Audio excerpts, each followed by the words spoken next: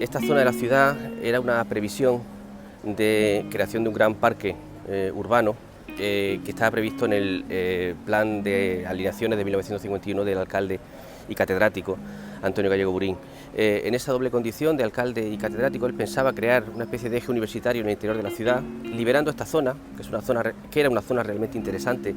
Lo que ocurrió fue lo que ocurrió con el plan de Gallego Burín en 1951. Él dejó la alcaldía, se fue a la Dirección General de Bellas Artes y todo lo que fue la gestión del plan, pensado para alojar una ciudad de 250.000 habitantes, quedó totalmente desvirtuado por la presión de la iniciativa privada. La universidad tuvo la visión de concretar que esto era una zona de oportunidad. La oportunidad que previó Gallego Burín no es la oportunidad que previó la universidad, que lo que planteó es que en lugar de hacer ese campus en el interior de la ciudad, plantear un campus más, una edificación abierta, más a la americana. En el año 62, cuando aún era un parque, se encarga el proyecto a Cruz López Müller de la Facultad de Ciencias. Ya en el año 64-65 se empieza a plantear de forma muy clara que esto ya va a ser un campus universitario exento de la ciudad, y es Prieto Moreno quien hace un primer anteproyecto y después un plan parcial y después un proyecto de urbanización, todo eso antes de que el ayuntamiento finalmente cediese los terrenos a la universidad. Legal no será hasta el 73, que es cuando el nuevo plan comarcal ya considere el uso universitario. En este proceso inicia el proyecto Cruz López Müller de la Facultad de Ciencias. En todos los planos de Prieto Moreno aparece ya este edificio dibujado como tal.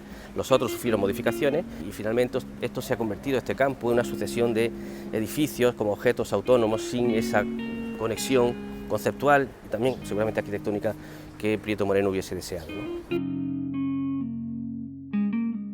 Cruz López Müller es un personaje que quizá por su propio carácter no ha estado en los libros de arquitectura, no es seguramente de las primeras figuras arquitectónicas, pero sí que pertenece a una segunda línea, que fueron aquellos arquitectos a los que le hubiese correspondido heredar el movimiento moderno, segunda generación del movimiento moderno, pero sin embargo fueron ellos los obligados a rescatar la modernidad.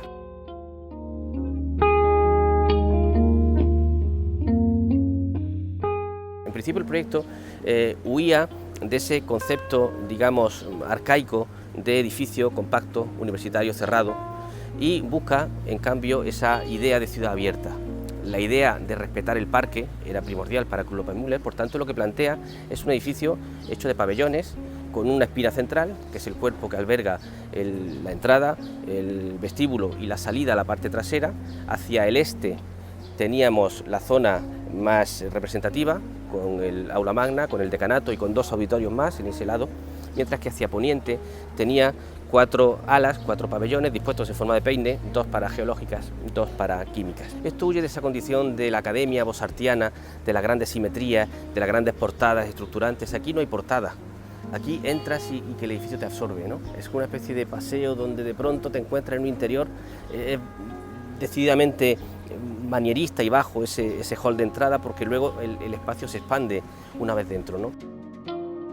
Sigue siendo reconocible el vestíbulo como el elemento fundamental del edificio. Es un gran vacío hecho de pirámides de madera de chopo, con una estructura espacial, con un gran elemento cerámico, escultórico de Abelardo Herrero. La integración de las artes en la arquitectura también era una cuestión que aquellos arquitectos supieron incorporar. La escalera helicoidal, el giro que hace en planta superior, ese elemento para que se visualice además muy bien ese elemento cerámico. El elemento más reconocible es ese, y a pesar de todo lo que ha sufrido el edificio, sigue siéndolo.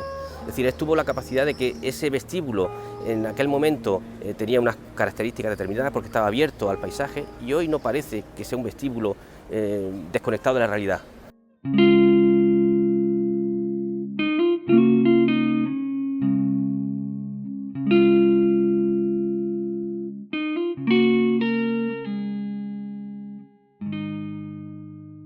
Ocurre que, claro, con esta espina central, dirección norte-sur, se fueron adosando las diferentes pastillas, como he dicho, geológicas, químicas, más tarde incluso por el propio arquitecto en el 70, matemáticas y geológicas, y luego ya por parte de Luis Navarro y Carlos Montoya, el edificio de física, ya en los años 80. Cuando uno entra a física, entra a otro mundo distinto, ¿no? Los edificios son de Kloppenburg Müller y ahí entra uno ya en los años 80, claramente, ese sentido posmoderno, un concepto más barroco de la estructura. Realmente ocurre que cuando la geometría se impone de una manera tan rotunda, con este sistema de una espina central y de los pabellones dispuestos en forma de peine, siempre había un volumen desgajado que se quería singularizar a través de su geometría. Y en este caso, esa geometría se sale de la lógica racional, aparece desgajada en el extremo como queriendo simbolizar un pequeño edículo de acceso, como significando realmente la singularidad de la pieza.